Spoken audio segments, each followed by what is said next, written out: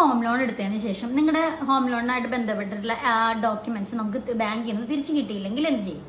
അതായത് നമുക്കിപ്പോൾ bank loan close ചെയ്തതിന് ശേഷം നമ്മുടെ ഡോക്യുമെന്റ്സ് നമുക്ക് കിട്ടിയിട്ടില്ലെങ്കിൽ, അതായത് 31 ദിവസത്തിനുള്ളിൽ കിട്ടിയിട്ടില്ലെങ്കിൽ നമുക്ക് പെർ ഡേ, അതായത് 31ാമത്തെ ദിവസം തൊട്ട് പെർ ഡേ 5,000 വെച്ച് നമുക്ക് പെനാൽറ്റി നമുക്ക് തരും ബാങ്ക്. ഇനി അവരുടെ അവഗണന ഉണ്ട്, അതായത് അവരെ എന്തെങ്കിലും നെഗ്ലിജൻസ് കൊണ്ട് ആ ഒരു ഡോക്യുമെന്റ് അവരുടെ മിസ്സാവാണെന്നുണ്ടെങ്കിൽ ഈ 31 ദിവസം എന്നുള്ളത് 61 ദിവസം വരെയാവും. കാരണം എന്താണെന്ന് വെച്ചാൽ ഈ ഒരു ഡോക്യുമെന്റ് അവർക്ക് പുതിയതായിട്ട് അവരുടെ എക്സ്പെൻസിൽ തന്നെ നമുക്ക് ഉണ്ടാക്കി തരണം. അതിനാണ് ആ ഒരു മാസം എക്സ്റ്റെൻഡ് ചെയ്ത് കൊടുക്കുന്നത്.